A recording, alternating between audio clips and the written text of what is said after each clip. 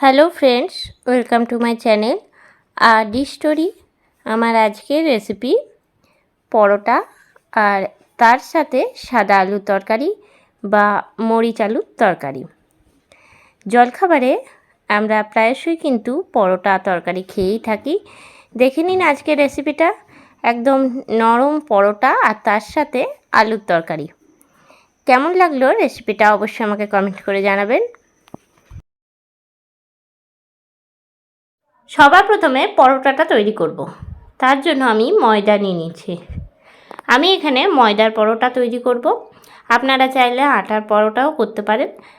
ময়দা দিয়ে পরোটাটা করলে কিন্তু সাদা হয় আর খেতেও সুস্বাদু হয়। এরপরে আমি এর মধ্যে দিয়ে দিচ্ছি আন্দাজ মতন লবণ, আর দিয়ে দিচ্ছি বেকিং সোডা একদম সামান্য পরিমাণে। এরপরে এর মধ্যে দিয়ে দিচ্ছি ময়ানের জন্য সাদা তেল।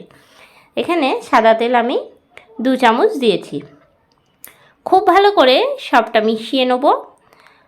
এরপরে নর্মাল টেম্পারেচারে রাখা জল দিয়ে কিন্তু ময়দাটা খুব ভালো করে মেখে নিতে হবে। এই প্রসেসটা প্রত্যেকেই কিন্তু জানেন। আর পরোটা যদি একদম নরম তুলতুলে করতে চান তাহলে জলের বদলে আপনারা এর জায়গায় নর্মাল টেম্পারেচার রাখা দুধ দিয়েও মাখতে পারেন। দুধ দিয়ে কিন্তু ময়দা মাখলে সেই পরোটা একদম নরম হয়। সেই রেসিপিটা কোনো একদিন আপনাদের সঙ্গে আমি শেয়ার করব।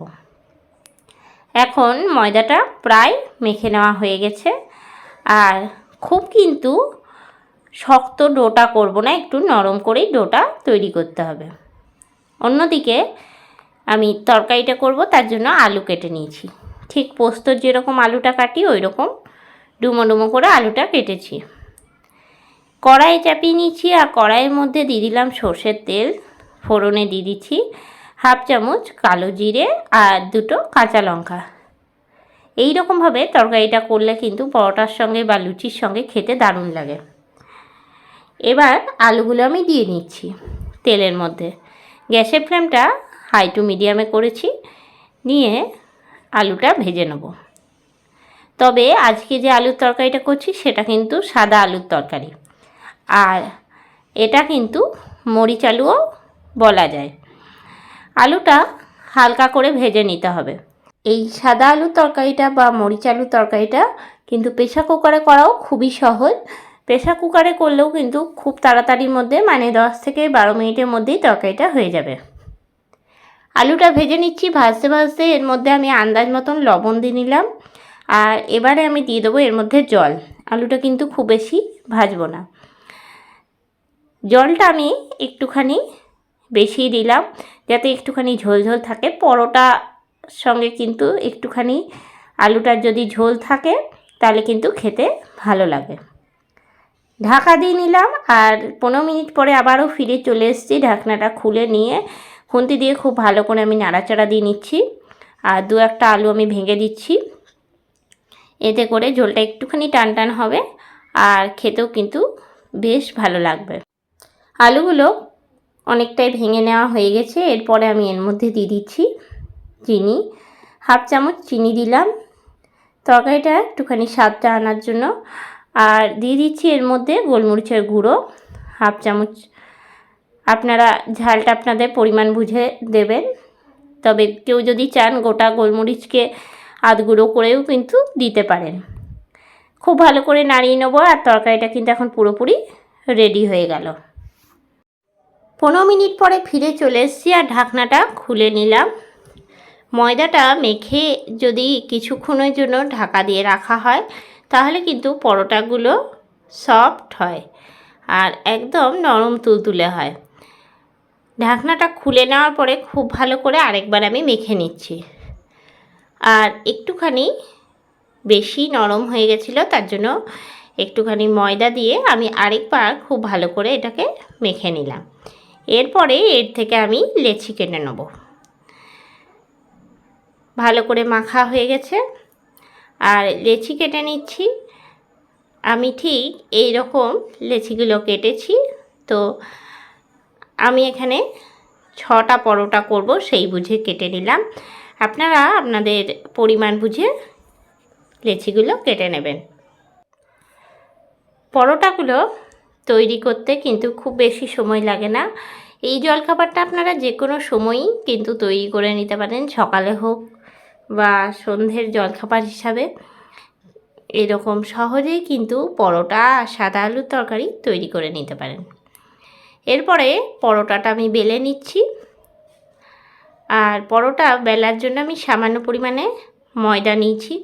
আপনারা চাইলে তেল দিয়েও কিন্তু বেলে নিতে পারেন, আবার তেল ছাড়াও কিন্তু খুব সুন্দরভাবেই বেলে নেওয়া যায়। প্রথমে আমি গোল আগে রুটির মতন করে নিচ্ছি, তারপরে এর থেকে আমি 3 কোনা করে নেব। প্রথমে যদি রুটির মতন গোলটা করে নেওয়া যায় তাহলে কিন্তু সহজেই 3 কোনাটা চলে আসে। একটা পরোটা এখন তৈরি হয়ে গেল। এরপরে ওই একই রকমভাবে আমি আরেকটাও তৈরি করে নিচ্ছি। পরোটা তৈরি করার সময় আগে গোল করে রুটির আকারে বেলে নিতে হবে, তারপরে একটুখানি অসমান করে যদি মোড়াটা হয় তাহলে কিন্তু 3 কোনাটা একদম সঠিকভাবে হয়ে যায়। ওই একই রকমভাবে আমি কিন্তু সবগুলো করে নিচ্ছি।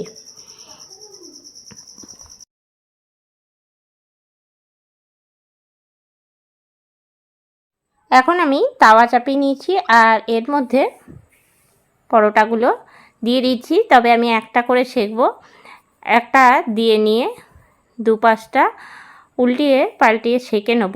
প্রথমে এক সাইডটা আগে খুব ভালো করে সেঁকে নেব, তারপরে এক সাইডটা সেঁকা হলে অন্য পিঠটা উল্টিয়ে দেবো। গ্যাসের ফ্লেমটা একটুখানি হাইতে রাখবো। উল্টে পাল্টে প্রথমে সেঁকে নেব, তারপরে সামান্য তেল দেবো। খুব বেশি কিন্তু তেল দিয়ে পরোটা ভাজার কোনো দরকার নেই, খুব কম তেল দিয়ে ভাজলেই হবে। তো এখন প্রায় 2 পিঠটা খুব ভালো করে সেঁকা হয়ে গেছে আর তাওয়ার মধ্যে কিন্তু পরোটাটা পুরো ফুলে উঠেছে। সামান্য তেল দিয়ে নিলাম, আমি এখানে 1 চামচের মতন তেল দিলাম। দিয়ে নিয়ে উল্টে পাল্টে পরোটাটা সেঁকে নিচ্ছি ভালো করে। আর কত সুন্দর ফুলে উঠেছে। তো এই রকমভাবে যদি পরোটা করা হয় তাহলে কিন্তু একদম নরম তুলতুলে হয় আর খেতেও কিন্তু খুব ভালো লাগে। তা এখন খুব ভালো করে সেঁকে নেওয়া হয়ে গেছে আর আমি এখন তুলে রেখে দিচ্ছি। এখন আমি রেখে দিলাম ক্যাসারোলের মধ্যে, তাহলে অনেকক্ষণ গরম থাকবে। এরপরে আবারও একটা আমি এই একই রকমভাবে করে নিচ্ছি। প্রথমে আগে যদি ভালো করে সেঁকে নেওয়া হয় তাহলে কিন্তু তেলটাও কম লাগে আর খুব ভালো কিন্তু ভাজাও যায়। তো আপনারা একসঙ্গে দুটো করেও দিয়ে কিন্তু তৈরি করতে পারেন, তবে আমি এখানে একটা করে দিলাম। এই একই রকমভাবে আমি সব পরোটাগুলোই ভেজে নিচ্ছি।